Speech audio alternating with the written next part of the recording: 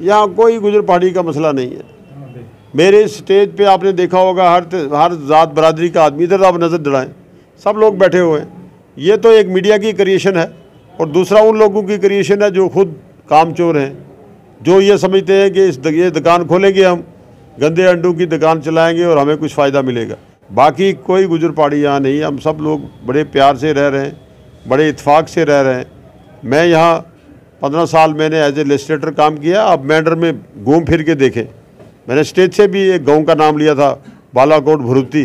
मैंने वहाँ higher secondary school दिया, 4 मिडिल स्कूल मैंने किए, सड़कों का जाल बिछा दिया।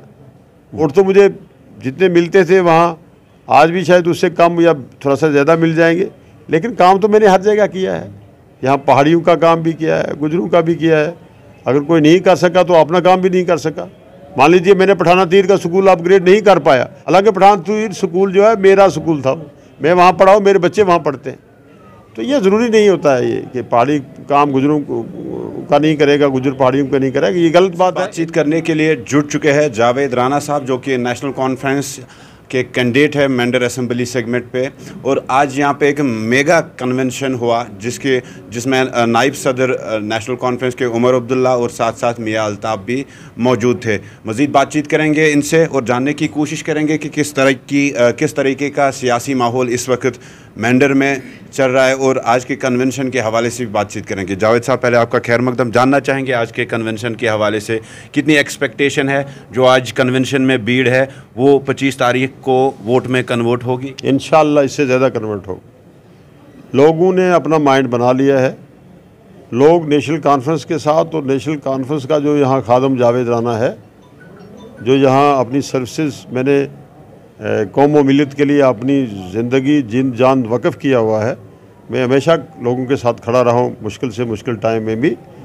और मुझे उम्मीद है इंशाअल्लाह ताला मेरी इस जो बेलोस जो मेरी आवाज़ थी, बेबाक आवाज़ थी खिताए पीर पंजाल में, और पर्टिकुलरली जम्मू कश्मीर में इस टर्माइल में और इस परेशानी के माहौल में जो बेबाक आवाज़ और बेलोस आवाज़ इन लोगों, जो मेरे लोग हैं, इनकी ताकत की वजह से थी, उसको तक़वीयत मिलेगी। और मेरे लोग जो हैं इंशाअल्लाह ताला हम यहाँ बड़ी कामयाबी इससे हमकनार होगी ये नेशनल कॉन्फ्रेंस।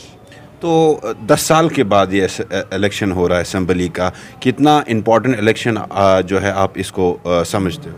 देखिए, बहुत ही इम्पोर्टेंट इलेक्शन कोई भी हो, डेमोक्रेटिक सेटअप में इलेक्शन तो बहुत ज़रूरी है। 10 साल से डेमोक्रेटिक वैल्यूज़ को ख़त्म कर दिया गया। अब जो 10 साल पहले 10 साल पहले जो बच्चा था, अगर 18 साल का था तो आज 28 साल का है। तो 10 साल में उन लोगों को अपना वोट देने का हक भी नहीं मिला है। लोगों की परेशानियां हैं, नौजवान परेशान है, एम्प्लॉयमेंट नहीं है। 2014 में टीचर्स की रिक्रूटमेंट हुई थी, 10 साल से कोई रिक्रूटमेंट नहीं है। जो लोग हमारे बच्चे उस वक्त अप्लाई कर सकते थे, आज तो वो ओवरेज हो गए हैं। और 10 साल का 10 साल तो एक ज़िंदगी का एक अहम पीरियड होता है। तो मैं समझता हूँ ये निहायत ही अहमियत का अमल है ये इलेक्शन। अगर 5 साल के बाद भी हूँ तो वो बड़ी इंपॉर्टेंस रखता है। ये तो 10 साल के बाद हो रहे हैं। तो लोगों की गवर्नमेंट बनेगी, लोगों की चुनी हुई सरकार बनेगी। आपने उमर अब्दुल्ला साहब की तकरीर सुनी है, और उस तकरीर में उन्होंने ये फरमाया है कि हम नौजवानों के लिए क्या कर रहे हैं, रिक्रूटमेंट के सिलसिले में फरमाया है। बाकी क्या फैसिलिटीज़ अवाम को देंगे, बिजली के बारे में कहा, इतना गैस सिलेंडर्स के बारे में कहा। तो ये सब चीज़ें जो है मैं कहूँगा कि एक आवाम दोस्त सरकार होगी, लोगों की सरकार होगी, नौजवानों की सरकार होगी। और इंशाअल्लाह इस तरीके से मैं समझता हूँ कि एक अहमियत हासिल है, क्योंकि लोगों को ज़रूरत है, जम्मू कश्मीर को एक डेमोक्रेटिक सरकार की ज़रूरत है। इस वक्त की पकार है ये। बिल्कुल राना साहब, जब हम यहाँ पे नौजवानों से बात करते हैं, वो कहते हैं कि यहाँ पे गुजर और पहाड़ियों को लेके जो है अभी तक इलेक्शन लड़े गए हैं, तो कहीं ना कहीं गुजरों को बोला जाता है कि ये पहाड़ी है, ये आपके काम नहीं करेंगे। पहाड़ियों को बोलते हैं ये गुजर है तो ये पहाड़ियों के काम नहीं। ऐसा क्यों हो? अल्लाह के लिए मैं मीडिया वालों को भी कहूँ, खुदा के लिए ये गुजर पहाड़ी का छोड़ें। हम सब भाई हैं, यहाँ कोई गुजर पहाड़ी का मसला नहीं है। मेरे स्टेज पे आपने देखा होगा हर जात बरादरी का आदमी, इधर आप नज़र दौड़ाएं सब लोग बैठे हुए हैं। ये तो एक मीडिया की क्रिएशन है और दूसरा उन लोगों की क्रिएशन है जो खुद कामचोर हैं, जो ये समझते हैं कि ये दुकान खोलेंगे, हम गंदे अंडों की दुकान चलाएंगे और हमें कुछ फ़ायदा मिलेगा। बाकी कोई गुजर पहाड़ी यहाँ नहीं है। हम सब लोग बड़े प्यार से रह रहे हैं, बड़े इत्फाक से रह रहे हैं। मैं यहाँ 15 साल मैंने एज ए लेजिस्लेटर काम किया। अब मैंडर में घूम फिर के देखें, मैंने स्टेट से भी एक गांव का नाम लिया था, बालाकोट भुरुती। मैंने वहाँ हायर सेकेंडरी स्कूल दिया, 4 मिडिल स्कूल मैंने किए, सड़कों का जाल बिछा दिया। वोट तो मुझे जितने मिलते थे वहाँ, आज भी शायद उससे कम या थोड़ा सा ज़्यादा मिल जाएंगे, लेकिन काम तो मैंने हर जगह किया है। यहाँ पहाड़ियों का काम भी किया है, गुजरों का भी किया है। अगर कोई नहीं कर सका तो अपना काम भी नहीं कर सका। मान लीजिए मैंने पठाना तीर का स्कूल अपग्रेड नहीं कर पाया, हालांकि पठान तीर स्कूल जो है मेरा स्कूल था, मैं वहाँ पढ़ा हूँ, मेरे बच्चे वहाँ पढ़ते हैं।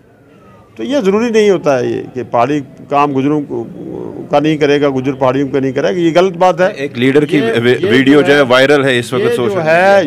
ये बातें जो करते हैं वो ज़हनी तौर पे मफलूज हैं, उनका मेंटली हेल्थ जो है वो ठीक नहीं है। ऐसी बात नहीं है। हम लोग, मैं कहूँगा ये पॉलिटिकल लोगों की क्रिएशन है, मीडिया की क्रिएशन है, पॉलिटिकल लोगों की क्रिएशन है, और जो आज लोग सिस्टम में आरएसएस वगैरह की क्रिएशन है। बिल्कुल सर, सुरनकोट के एक बड़े ने बहुत कोशिश की पहाड़ी गुजर को लड़ाने के लिए, लेकिन लोग लड़े नहीं। आपने देखा होगा पार्लियामेंट के इलेक्शन में कि 100% पहाड़ी जो है वो मियाँ साहब की सपोर्ट में चले गए।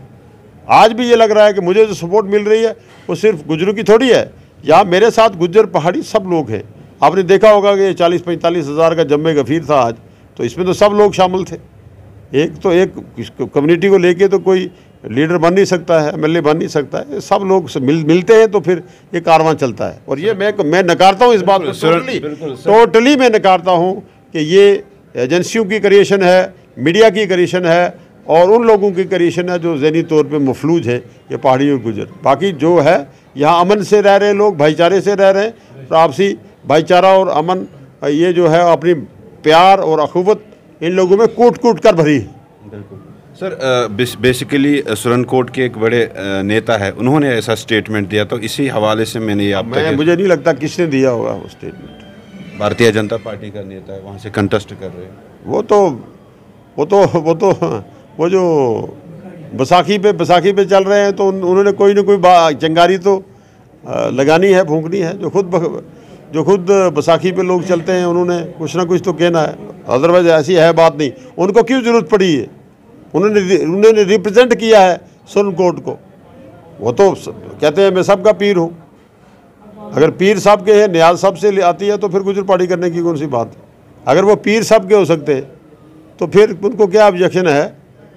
ये सब चीज़ें उनको क्या ऑब्जेक्शन है अगर इस वक्त वहाँ अलायंस का कैंडिडेट जीत जाएगा?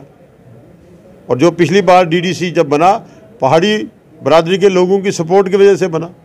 अब कहाँ पहाड़ी गुजर आ गया? उसने और उसी बीजेपी के कैंडिडेट साहब ने उस डीडीसी के इलेक्शन में उनकी सपोर्ट की थी। जब उन्होंने उस वक्त के हमारे जो कैंडिडेट थे, एक्स एमएलए अकरम साहब के खिलाफ इलेक्शन लड़ा, उस वक्त गुजर पहाड़ी नहीं था। अब कहाँ गुजर पहाड़ी हो गया वहाँ? तो ये सब मैंने कहा ना, ये जो उन लोगों की क्रिएशन है जो फिजिकली एंड मेंटली उनकी तबीयत जो है ठीक नहीं है, वो यही लोग कर सकते हैं। बाकी ये कोई यहाँ पीर पंजाल में ये है नहीं है। आपने पार्लियामेंट के इलेक्शन में भी देख लिया, असेंबली के इलेक्शन में भी आप इंशाल्लाह देखेंगे। जावेद राणा किसके साथ यहाँ पे मैंडर में मुकाबला दे? मुझे लगता नहीं कि यहाँ नेशनल कॉन्फ्रेंस का मुकाबला कोई कर सकता है। जावेद राणा तो कोई सब्जेक्ट यहाँ नहीं है। मैं कहूँगा कि यहाँ मेरी जो तंजीम है, मेरा जो पार्टी है, वो नेशनल कॉन्फ्रेंस है। और नेशनल कॉन्फ्रेंस जो है, यहाँ तमाम लोग इस वक्त नेशनल कॉन्फ्रेंस में हैं। ये मुझे लगता है कि ये एक तरफा वोट नेशनल कॉन्फ्रेंस के हक में आ जाएगा। या मुकाबले की कोई सूरत बन नहीं रही है। तो कैंपेन कितनी डिफ़िकल्ट रहती है यहाँ पे, क्योंकि लाइन ऑफ कंट्रोल के नज़दीक है ये इलाका, ऊपर से पहाड़ी इलाका है। वो तो है, एक अल्लाह का करम है कि मैंने अपने दौरे इक़्तिदार में हर गांव में 2-2, 4-4 सड़कें दे दी हैं। वो मेरे लिए भी तो अच्छा है, लेकिन मेरे जो साथी इस वक्त इलेक्शन लड़ रहे हैं उनके लिए भी बेहतर है कि वो 5-10 मिनट में इधर उधर आधे घंटे में मैंडर का चक्कर लगा लेते हैं। वो फैसिलिटी है, रोड कम्युनिकेशन कैसी भी है लेकिन है। तो फिर भी इलेक्शन कैंपेन जो है वो मुश्किल होती है। कहते हैं तेरे इश्क नचाया कर थैया थैया, तो थैया तो करना पड़ता है। लोगों का भी ये एक दिन होता है कि अगर हम 5 साल जो है लोगों की नुमाइंदगी करेंगे, और ये लगना भी चाहिए कैंपेन में, लोगों के पास जाना भी चाहिए। लोग हम समझते हैं कि ये सस्ता वोट जो है वोट सस्ता नहीं है। अगर हम ये कहेंगे एक वोट की करोड़ों रुपये कीमत है तो उसको हासिल करने के लिए थोड़ी मेहनत तो करनी चाहिए। हम कर रहे हैं, हम वर्कर हैं, सिपाही हैं, हम हमेशा जो है पब्लिक के साथ रहते हैं, तो हमें भी मज़ा आता है लोगों में जाने में। लोग गिला शिकवा भी करते हैं, प्यार मोहब्बत भी करते हैं, ये सब चीज़ें मिलकर चलती हैं। यही एक सोसाइटी में, एक फैमिली में, एक घर में यही ऐसा होता है कि हम कर रहे हैं। तो भाजपा कह रही है कि एक तरफ से ये लोग कर रहे हैं अलायंस जो इंडिया गठबंधन के साथ, दूसरी तरफ से रात को जो है ये दिल्ली के अंदर जो भाजपा के साथ मीटिंग करते हैं, ये तरुण चुग का कहना है। भाजपा के साथ मीटिंग करने का तो मुझे कोई उनका तुक तो दिखता नहीं कि भाजपा कोई वो अपने आप को क्या समझते हैं। वो भाजपा से अगर बातचीत की जाए, या उनका मतलब है कि भाजपा की जो लोग हैं उनके साथ बात करते हैं, तो बात किस सब्जेक्ट पे करते हैं, वो गवर्नमेंट में है।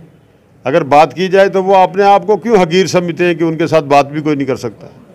वो पाकिस्तान के साथ तो नहीं हम बात करते, या पाकिस्तान से कोई हमें उनके साथ सरोकार तो नहीं है। अगर दिल्ली में कोई मिलता है, किसी से बात करता है, तो उसमें कोई हर्ज नहीं है। वो अपने आप को क्यों हकीर समझते हैं भाजपा वाले या अरुण चुग साहब, कि वो उनके साथ बात तक भी नहीं कोई कर सकता। बार बार तनकीद का निशाना बना रहे हैं।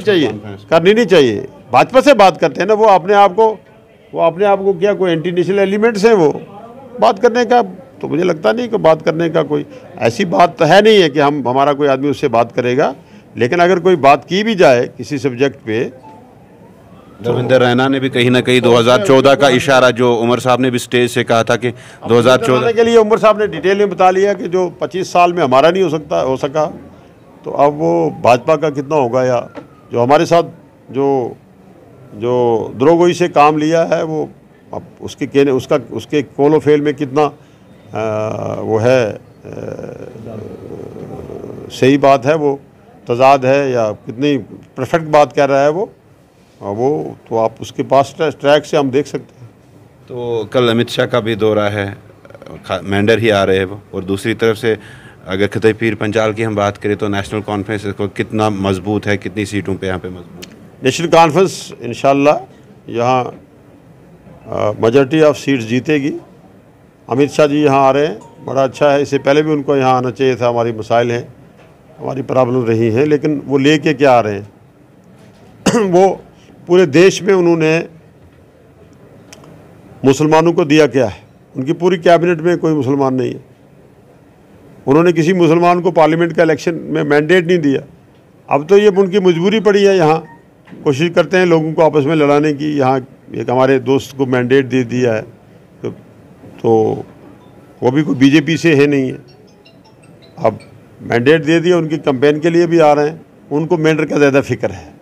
मेंढर की ज़्यादा फिक्र क्यों है? मेंढर की ज़्यादा फिक्र है, और होनी भी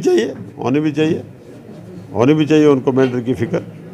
और अच्छी बात है यहाँ होम मिनिस्टर आए, यहाँ देखें इस एरिया को। लेकिन एज ए होम मिनिस्टर उनको पहले आना चाहिए था। और यहाँ आगे यहाँ का जो मेजॉरिटी ऑफ वोटर है वो मुस्लिम है, उनको बताएंगे क्या कि हमने मुसलमानों के लिए क्या किया है।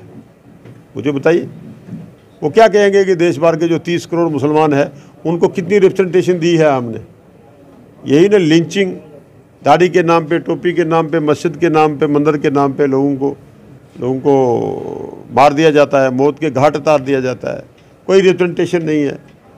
रिक्रूटमेंट में कोई रिप्रेजेंटेशन नहीं है, आर्मी में कोई रिक्रूटमेंट नहीं है, सिविल इंतज़ामिया में कोई उनकी वो नहीं है, उनको मुसलमानों की रिप्रेजेंटेशन नहीं है। पार्लियामेंट में कोई रिप्रेजेंटेशन नहीं है। जितनी भी असम्बलीज़ हैं, स्टेट्स हैं जो बीजेपी के ज़ेरे इक़्तिदार में हैं, उनमें कोई रिप्रेजेंटेशन नहीं है। जम्मू कश्मीर में वो क्या मुसलमानों को रिप्रेजेंटेशन देंगे या रिप्रेजेंट करेंगे? वो तो बोलते हैं कि 370 के बाद बेहतर दिन आए हैं जम्मू कश्मीर। वो तो आप भी समझते हैं, हम भी समझते हैं क्या बेहतर दिन आए हैं। बेरोज़गारी है। मैंने पहले भी कहा 10 साल पहले टीचर्स की रिक्रूटमेंट हुई थी, 10 साल तक कुछ नहीं हुआ। मिलिटेंसी बढ़ गई है। खिताए पीर पंजाल और खिताए चन्हा में मिलिटेंसी आ गई है। तो ये मुझे लगता नहीं, ये एक मजाक है। ये मजाक की बात है। जैसे हम ये कहते हैं कि वो उनकी कंस्टिट्यूंसी झूठ है, तो उसी पे वो बातें करते रहते हैं। और मुझे लगता नहीं कि उनके इस कोलोफेल में हमेशा तजाद रहा है, तो ऐसे ही बात करते रहते हैं।